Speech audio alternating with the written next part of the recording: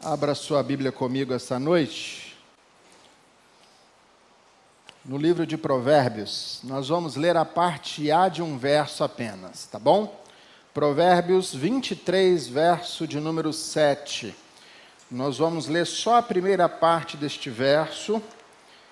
Hoje não será propriamente dito uma exposição de um texto bíblico, como temos feito, mas eu queria partilhar um pouquinho daquilo que arde no meu coração a vocês essa noite.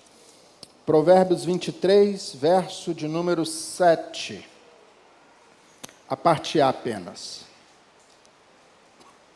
O texto diz: porque como imagina em sua alma, assim ele é. Vou ler novamente. Porque como imagina em sua alma, assim ele é. O que está dentro revela quem você é. Os pensamentos que vêm sobre a sua vida determinam muita coisa acerca de você. Hoje, na nossa série sobre a luz do Espírito Santo, nós vamos falar sobre renovação de mente, renovando a nossa mentalidade. Feche seus olhos, vamos orar, falar com o Senhor. Pai, em nome do Senhor Jesus, nós com alegria e gratidão em nosso coração, nos reunimos neste lugar essa noite para ouvir da Tua Palavra. Portanto, que o Senhor nos fale através da Sua Palavra, que é viva e eficaz. Assim nós oramos em nome de Jesus. Amém. A nossa relação com Deus não se limita apenas a uma rendição inicial. Nossa relação com Deus é dia a dia. Não foi porque você uma vez na vida se rendeu a Cristo, se rendeu ao Senhor, que agora tudo está bem. Se eu pudesse usar talvez essa expressão, mas é preciso a gente fazer uma manutenção da nossa relação com Deus diariamente. E isso é um processo de construção diária. Todos os dias, negando a nós mesmos, seguindo a Jesus. Esse é um processo contínuo de transformação de Deus na nossa vida. Jesus nos mostra a importância de uma mentalidade renovada, que sustenta a nossa fé diante das adversidades da nossa vida. Portanto, renovar nossa mente significa submeter nossos pensamentos à palavra de Deus e ao trabalho transformador do Espírito Santo. O que é uma transformação de mente? O que é uma renovação de mentalidade? É quando eu submeto o que eu quero, o que eu desejo, aquilo que Deus quer, aquilo que Deus deseja, ou seja, a sua palavra. Porque nós entendemos que a Bíblia é a palavra de Deus. Amém, meus irmãos? Então, em um mundo onde a verdade é muitas vezes questionada, os valores são frequentemente distorcidos, a palavra de Deus permanece como âncora segura para a nossa fé. Guarde bem isso aqui essa noite. A nossa fé, ela não está alicerçada em homem nenhum. A nossa fé não está alicerçada nem em denominação nenhuma. Nossa confissão de fé diz que os concílios falham, eles falharam e podem falhar. Por isso, a nossa fé não está baseada em homem algum. A nossa fé está alicerçada, baseada na palavra de Deus. Porque a palavra de Deus é a mesma ontem, hoje e será para todo sempre. Nós somos o povo da palavra, amém, meus irmãos? A Bíblia, a palavra, não apenas nos ensina quem é Deus, mas também nos revela quem somos em Cristo. E ela vai nos guiar, ela é o norte que nos guia para a verdade. E essa verdade é a verdade que nos liberta. Portanto, renovar nossa mentalidade não é apenas uma mudança superficial de pensamentos, mas é uma obra profunda, é uma obra contínua, que nos capacita a viver no mundo, viver as circunstâncias, através da ótica de Deus, através do olhar e do propósito de Deus. Dr. Martyn Lloyd-Jones, ele vai escrever que não há necessidade de fazer um apelo demasiado, direto à vontade. porque a mudança de vontade provém da verdade entendida pela mente e sentida pelo coração. Ele vai falar isso, olha só, não adianta nós fazermos muitas vezes inserções demasiadamente buscando a vontade do homem. Por quê? Porque a vontade, ela vai se revelar. É impossível nós escondermos quem somos. É impossível nós escondermos o que temos por muito tempo. Vez ou outra nós revelamos quem nós somos. Vem à tona, sai, borbulha, aparece quem de fato nós somos, o que está dentro do nosso coração. Salomão, ele vai nos aconselhar em Provérbios 23:9, dizendo o seguinte: não fale aos ouvidos do insensato, porque despreza a sabedoria com as tuas palavras. O insensato é aquele que escuta a voz da sabedoria, mas faz a opção por coisas loucas. O insensato é aquele que escuta palavras de vida, mas segue o caminho de morte.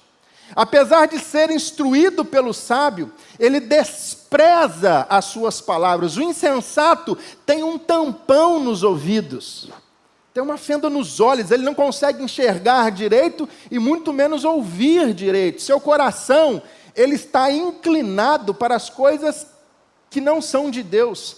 Os seus pés se apressam para andar nas veredas sinuosas do pecado.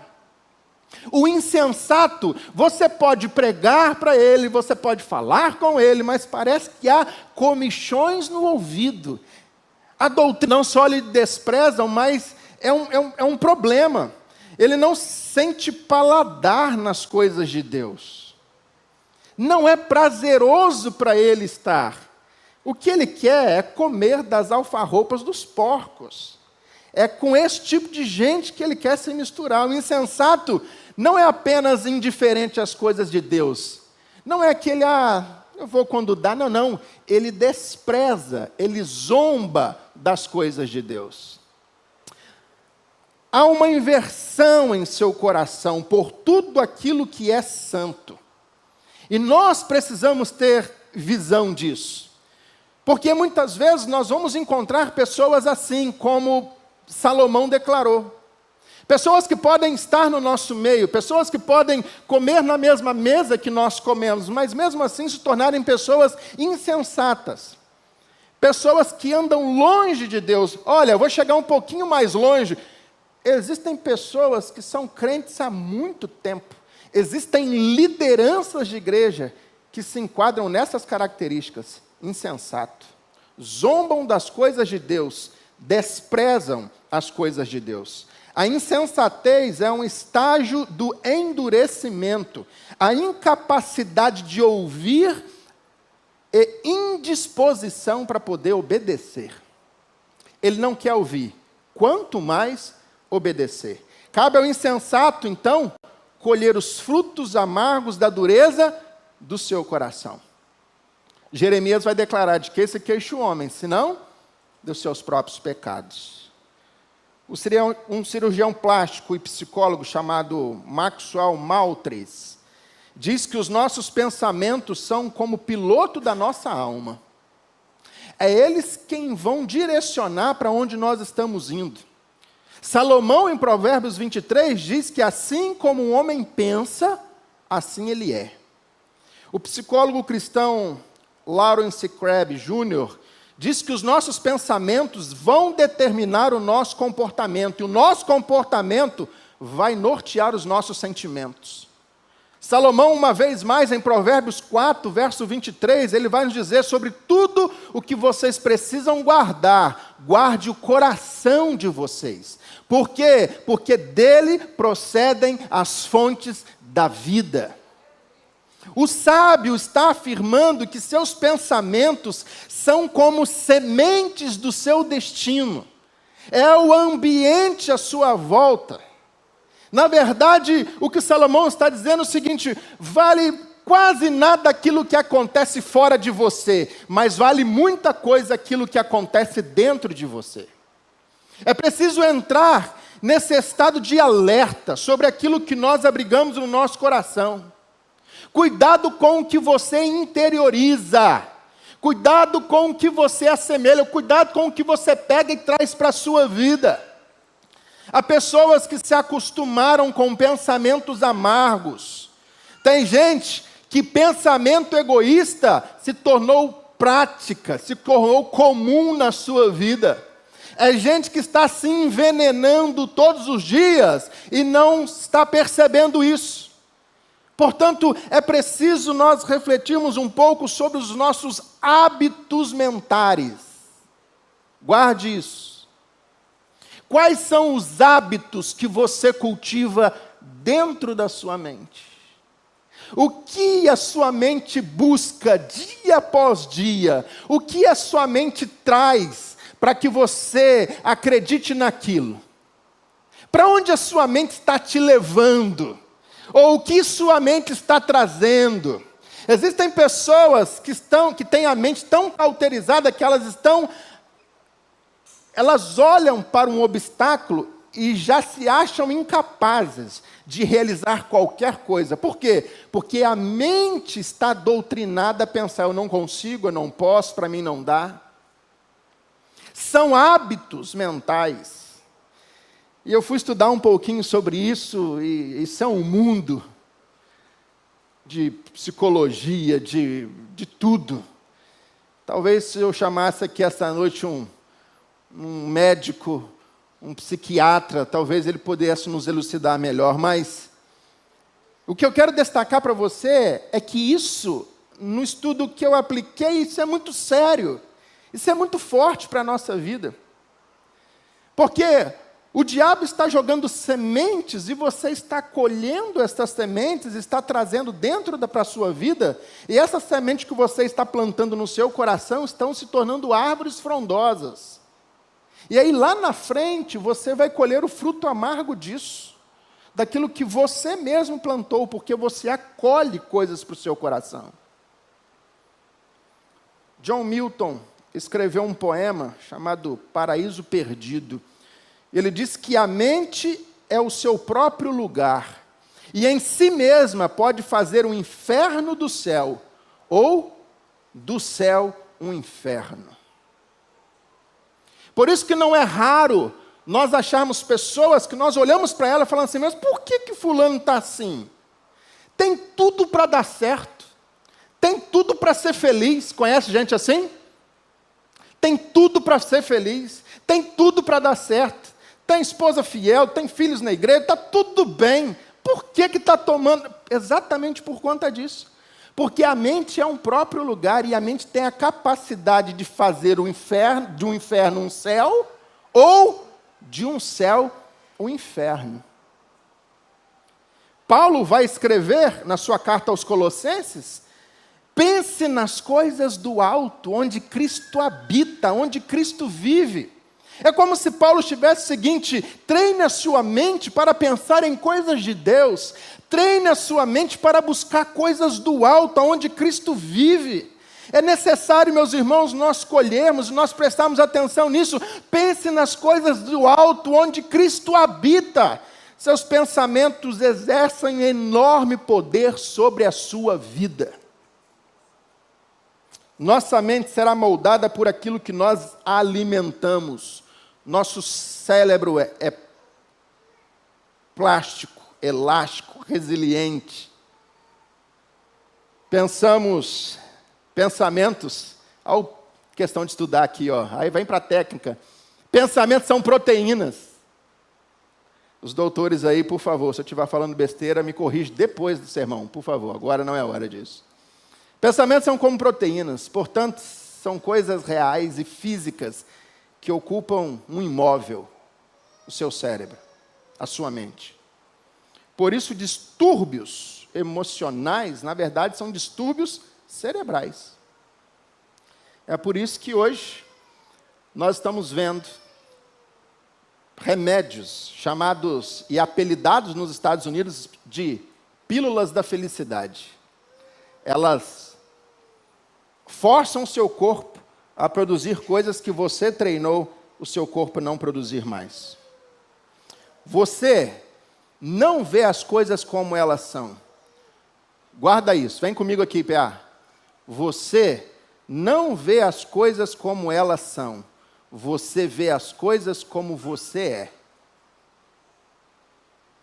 Por isso, quando você omite uma opinião sobre algo, você não está omitindo a opinião sobre algo. Você está revelando o que está dentro da sua alma. Por isso que a Bíblia nos aconselha a falar menos e a ouvir mais. Por quê? Porque as coisas que estão à sua volta, você não opina pelo fato do que elas são. Você opina por quem você é. Naturalmente, você encontra o que está procurando. Muitas vezes, em aconselhamentos pastorais, esse ano já 19 anos de ordenado, faço agora, em abril. E durante esse tempo, uma das coisas que eu tenho percebido é o seguinte, é que muitas pessoas chegam no nosso gabinete querendo um aconselhamento pastoral, não para guiar a sua vida, mas para que a gente fale exatamente aquilo que ela quer ouvir. E quando é confrontada pela palavra de Deus, quando é confrontada pela verdade da Escritura, ou sai da igreja, ou vira as costas, ou procura um teólogo da internet. A forma de mudar seu comportamento está simplesmente em mudar os seus pensamentos. Pastor, está muito difícil eu mudar práticas na minha vida. Talvez esteja difícil porque precisa haver antes uma mudança de pensamento. E renovar mentalidade passa por esse processo. Por quê? Porque os nossos comportamentos, eles são resultados daquilo que a gente acredita, das verdades que nós interiorizamos. O apóstolo Paulo, ele vai definir assim, porque Deus é quem efetua em vós, tanto querer como realizar, segundo a sua boa vontade. Quando os pensamentos de Deus se confundem com os seus pensamentos, isso é sinal de que você está sendo direcionado pelos céus. Quando você começa a pensar o que Deus quer, exatamente este nível é que Deus deseja de cada um de nós. E por isso, nesse tempo que temos, eu quero desenvolver essa verdade com cada um de nós. Existe uma guerra, uma verdadeira guerra, que reside no invisível, reside dentro de você, são fortalezas que nós mesmos levantamos. São as vozes que nós mesmos estamos ouvindo. A questão é, quais são as vozes que você está ouvindo? Vozes que estão se enchendo de desespero, de amargura, de ódio, de medo? Quem são os pregadores que vocês estão ouvindo? Quais são os programas de TV que vocês estão assistindo? Quais são as músicas que vocês estão ouvindo? Bill Johnson, diz o seguinte, que quando estou ansioso eu me pergunto, onde foi que perdi a minha paz? E ao localizar a mentira que eu acreditei e me trouxe tamanha aflição, eu volto ao meu lugar de paz. Essa noite, o propósito que temos é caminharmos novamente para o nosso lugar de paz. Você caminha comigo essa noite, amém? Para renovar a nossa mentalidade, é preciso, em primeiro lugar, entender que o nosso destino começa em nosso coração. Não foi à toa que Salomão disse, guarda o seu coração. Moisés, inspirado pelo Espírito Santo, ao escrever o livro do Gênesis, o primeiro livro do Pentateuco, ele começa a falar quando Deus vinha se encontrar com Adão. E a Bíblia diz que um belo dia Deus chegou e perguntou, Adão, onde você está? Porque Adão, ele se escondeu de Deus. E Deus, ao questioná-lo, Adão, onde você está? Por que você está atrás de um arbusto? Por que você chegou nessa condição? Por que você se escondeu? Adão disse, olha, eu tive medo. Eu tive medo porque eu estava ouvindo a sua voz e eu tive vergonha, porque eu estava nu. E Deus faz uma pergunta, então, mas quem te disse que você estava nu? Porque você estava nu desde o princípio, você nunca usou roupa, mas agora, como foi que você chegou a esse conhecimento? Porque entrou o pecado, eu comi do fruto que o Senhor mesmo disse para eu não comer. Então agora eu percebi que eu estava nu. A questão é, meus irmãos, quem disse para ele que ele estava nu? Ele estava nu antes. Ele era a mesma pessoa. Nada tinha acontecido fora dele. Mas muita coisa tinha acontecido dentro dele. Guarda isso. Não tinha acontecido nada fora, o jardim continuava lá, a árvore continuava lá, os frutos continuavam lá, estava tudo certo. O que mudou? Foi o espaço? Foi o ambiente? Foi o lugar? Não. Quem mudou foi ele. Isso traz algo interessante para nós, porque quando a gente muda, quando o que está dentro muda, a gente começa a olhar tudo à nossa volta com outros olhos. Tem gente que chega assim, mas eu gostava tanto da igreja quando era menor, agora muita coisa mudou. Não foi muita coisa que mudou, foi você que mudou. Foi você que agasalhou no seu coração traumas. Foi você que abraçou como padrão para a sua vida problemas. Foi você que agora não consegue mais lidar com pesos que você mesmo trouxe para dentro da sua vida e que hoje você mesmo não consegue carregar mais. Não tem nada a ver com o que está para o lado de fora, tem tudo a ver com o que está para o lado de dentro.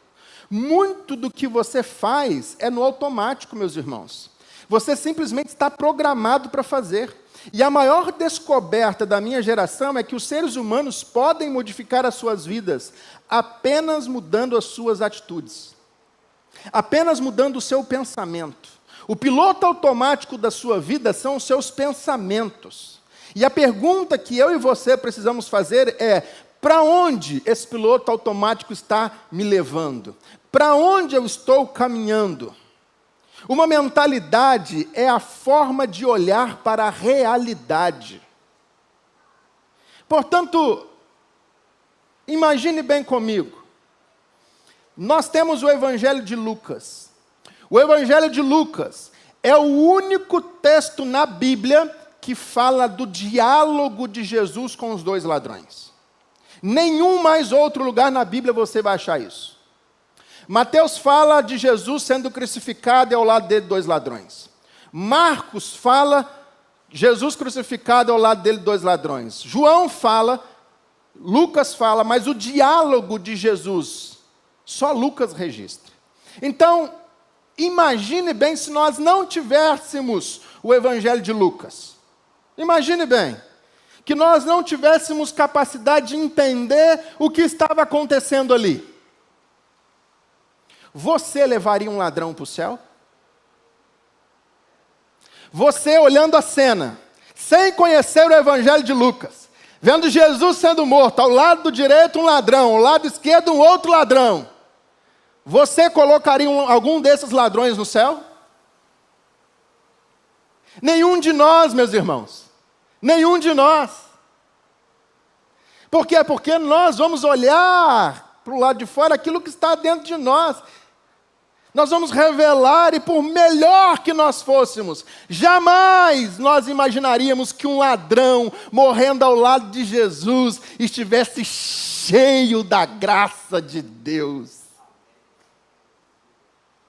A graça de Deus, meus irmãos, não é com quanto de bondade eu exerço na minha vida, com quanto de coisas boas eu realizo aqui, mas o quanto eu estou disposto a render o meu ser, a minha mente, tudo que tem e prostrar-me diante do Senhor. A gente não sabe se Pedro foi para o céu, a gente não sabe se Maria foi, a Bíblia não deixa isso categoricamente clara, mas a gente sabe que um ladrão foi.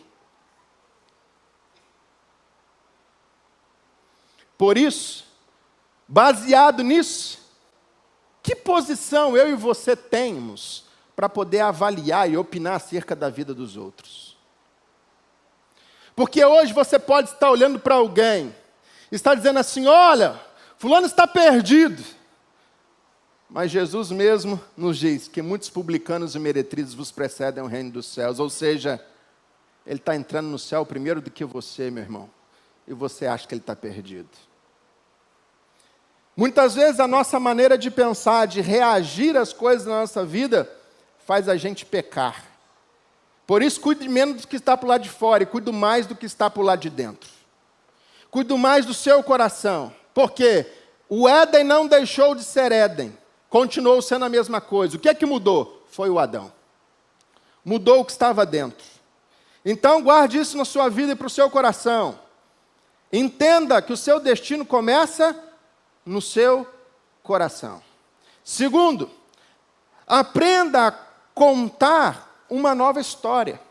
É isso que Salomão vai nos dizer, porque assim como o homem imagina em sua alma, assim ele é. Ou seja, muitas coisas nos faz adoecer. Existem hoje muitas pessoas depressivas por causa de mentiras que elas estão contando para elas mesmas. E quando nutrimos a amargura, o ressentimento, o ódio, a vergonha, a inveja, a culpa dentro de nós, isso começa a irradiar para o nosso corpo, começa a atrofiar o nosso cérebro.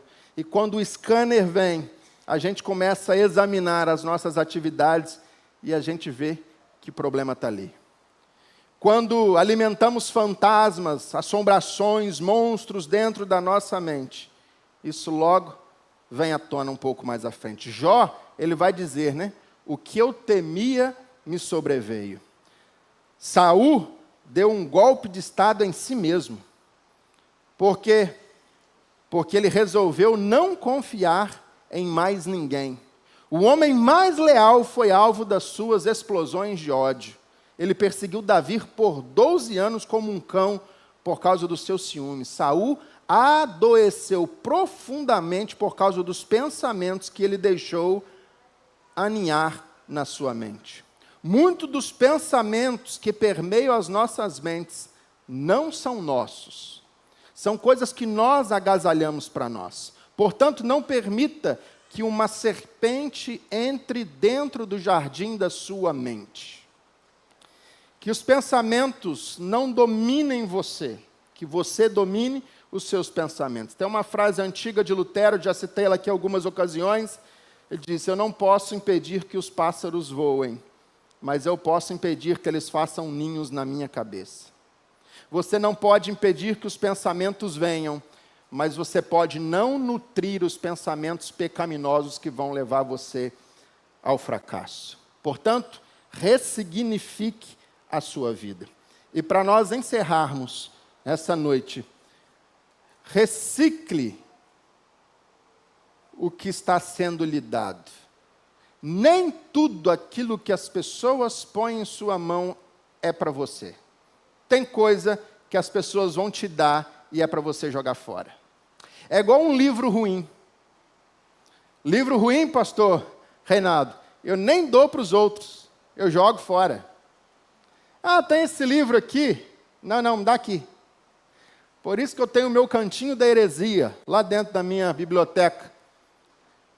O que eu já troquei de Bíblia, que eu já troquei de livro, você quer um livro bom para ler? Então vou te dar um e você me dá isso aí. Vamos trocar? Vamos.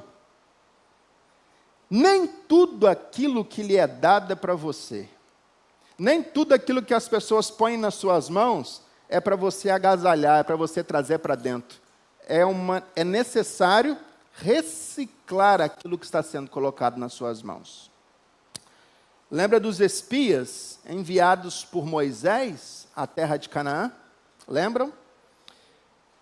Eles diziam que, aos seus próprios olhos, eles se sentiam como gafanhotos diante dos homens que ali estavam.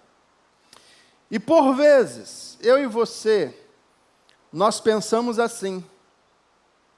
Por vezes, você não é aquilo que você pensa ser. Por vezes, aquilo que as pessoas trazem como realidade para a sua vida, você deve confrontá-las. Por vezes, todo mundo vai estar conspirando para um lado, mas pela sua posição, pela sua fé, pela sua mudança de mente, Deus exige de nós uma mudança. Só que o que acontece? Muitas vezes, o nosso medo, ele bloqueia a nossa razão. Faça um exercício de ecologia na sua mente essa noite. Recicle o ódio que você agasalhou no seu coração e na sua mente. Transforme os elementos que chegam até você. Converta a sua frustração em energia. Dê um novo significado às derrotas e às perdas que vieram para você ainda esse ano ou no início do ano passado. Reverendo Jeremias Pereira, ele escreveu um livro chamado Quando as Coisas Vão de Mal a Pior. É um pouco do testemunho de vida dele.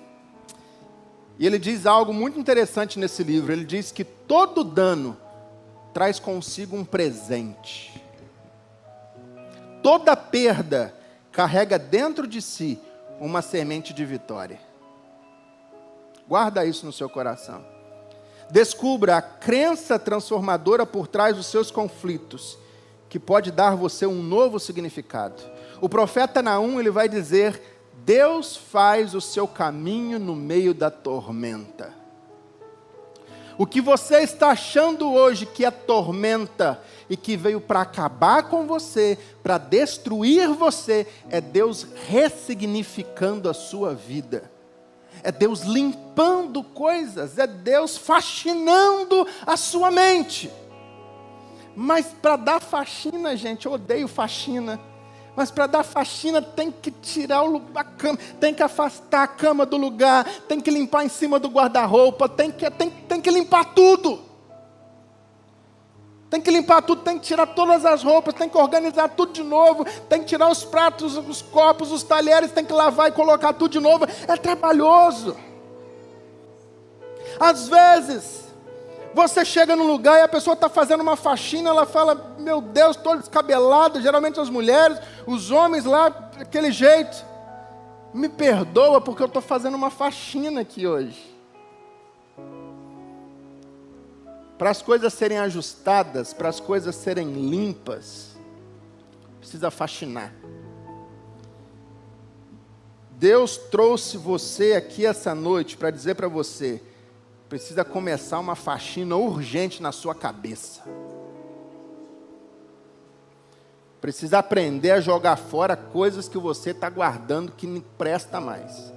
Tem muito entulho dentro de você que precisa colocar para fora. Nós criamos o próprio significado para as coisas. É preciso dar sentido novo às coisas que acontecem em nossa vida. É preciso reeditar as nossas lembranças. As memórias são dados arquivados dentro da nossa mente. E fica lá presa. E a gente vai adubando aquilo, a gente vai regando aquilo, a gente vai alimentando aquilo. Em nome de Jesus, meus irmãos, arranca isso da sua mente. Não é porque deu errado lá atrás que vai dar errado aqui. Isso não é uma verdade absoluta. Lembra de Israel? Israel tinha um problema no seu DNA. Porque por muito tempo que eles passaram sob pressão, eles passaram num período de escravidão, eles se achavam escravos. Quando Moisés envia os espias para espiar a terra de Canaã, eles voltam com a cabeça de quem viveu 40 anos debaixo de um processo opressor de escravidão. Nós não conseguimos. Nós somos como gafanhotos diante deles. As coisas não vão dar certo. E passam peregrinando 40 anos no deserto. Por quê? Por conta da mentalidade. 40 anos depois, já o povo de Deus, sob a liderança de Josué, chega e só Josué e Caleb, que saiu de lá, entrou. E Caleb dá uma aula para nós aqui, hein? Ao chegar e falar: Josué, Moisés me prometeu a terra, então ela é minha. Vou te arrumar uma terra melhor. Não, eu não quero melhor, eu quero aquilo que me foi prometido. Mas lá é terra de gigante, vai ter guerra, não tem importância, porque a minha força é igual a de 45 anos atrás. Deus foi comigo e Deus vai ser comigo agora, meu irmão. Só consegue pensar assim quem faz faxina na mente. Porque quem guarda entulho não consegue. Vive prostrado, sem esperança. Eles não puderam entrar na terra. Por quê? Porque tinha um DNA na mente deles. Escravidão, sujeição, servidão, conformidade. Em nome de Jesus, meu irmão, oi, dá uma limpada assim, ó. E vamos para cima. Deus tem coisa melhor e maior para a nossa vida. Deus está fazendo coisa nova diante de nós. Eis que faço coisa nova. Eu acredito nisso, meus irmãos. É no meio da tormenta que Deus vai criar caminho. Então, ó, limpa a poeira. Levanta. Prostrado. Igual galinha da Angola, gritando, tô fraco. Levanta. Lá na frente tem algum, pastor, minha época já passou.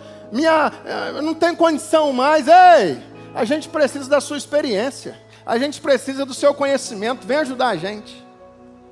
Ah, pastor, agora a minha época já foi. Não, não foi não, meu irmão. Está aqui o Rogério aprendendo Libras.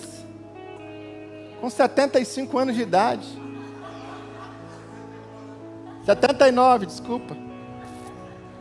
Brincadeira. 74 só.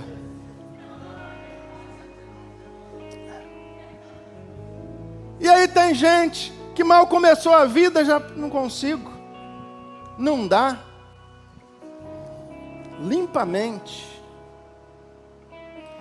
Zig Ziglar disse: uma pessoa não pode ter o desenvolvimento de um vencedor se não se vê como um vencedor.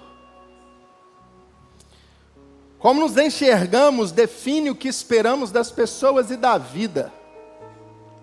Robert Schuller disse que a autoimagem de uma pessoa sempre se reproduz na ação. Portanto, não reclame do mundo, não reclame do olhar, da sua posição mental e da sua perspectiva. Limpa a poeira, levanta. Você tem um Deus que já te deu o sim, porque nele existe o sim e o amém. Uma visão profética pode lhe dar uma visão superior. Guarda isso, uma visão profética pode lhe dar uma visão superior. Igreja do sobrenatural, uma visão profética pode lhe dar uma visão superior. Como Eliseu e Geazi, que estavam no mesmo lugar com visões totalmente diferentes. Os dois, Geazi olha, estamos cercados, não tem jeito mais. Eliseu olha para o mesmo cenário e fala assim: não, aqui estão presentes os anjos do Senhor, Deus já nos deu vitória. O que mudou? A visão. O que precisa mudar dentro da sua casa, meu irmão? Talvez seja a visão. Talvez não seja seu marido, seu filho, talvez seja você. E hoje Deus trouxe aqui para desentulhar a sua mente, para que você comece a ver. Toda frutificação na sua vida nasce do lugar de intimidade com Deus. O reino das trevas deseja que você saia do lugar de comunhão e te coloque no foco dos problemas. É isso que o diabo quer te levar. Nicholas Thomas, um grande teólogo inglês, disse que nós somos individualmente, corporativamente, o lugar onde o céu e a terra se encontram. Nós somos o lugar. O lugar não é esse ambiente. O lugar somos nós. Lembra de Jesus e a mulher samaritana? Qual é o lugar da manifestação do Espírito? Qual é o lugar? Qual é o lugar? Vocês falam que é em Jerusalém, os samaritanos falam que é no monte. Onde é? Não é no monte, não é em Jerusalém, é onde Deus achar um coração quebrantado. Um coração quebrantado e contrito Deus não despreza. O lugar onde terra e céu se encontram é dentro de você, é dentro do seu coração. Então, se houver um coração quebrantado, disposto a viver o sobrenatural, a presença do Espírito Santo inunda, Ele vem, Ele derrama, Ele manifesta, Ele aviva, Ele fortalece, Ele levanta, Ele restaura. Aleluia! Sabe qual que é o nosso trabalho, meus irmãos? É concordar com Deus. É confiar nas intenções de Deus. Por isso, em nome de Jesus, essa noite, guarde seu coração da vingança e da decepção. Quando encontrar a frequência do inimigo, aquilo que ele está querendo sussurrar no seu ouvido, mute. Não dê ibope para o diabo. Porque o que fez o Éden se transformar em um lugar de desgraça, foi porque alguém ouviu a voz de Satanás. Lide com os fracassos como degraus para onde você deve chegar e faça com suas histórias de luta lhe proporcionem poder para escrever um novo final. Reinterprete a sua dor, dê um novo significado à sua história. Eu termino fazendo uma pergunta para você: aonde termina a sua história? Aonde vai terminar a sua história? Dê um final para a sua história essa noite. Em Cristo Jesus você pode ter ressignificação. Acredite, nosso Deus é um Deus que faz milagres ainda hoje. Você crê nos milagres de Deus? O impossível é a diferença entre aonde você está e aonde você pode chegar. O impossível, só isso, é a diferença entre onde você está e aonde você pode chegar. Se você crê que pode chegar e ir além, a Bíblia diz: para o seu Deus não existe impossível. Não limite Deus às suas experiências, aos seus pensamentos, às suas posições. Nele nós temos sim e o amém.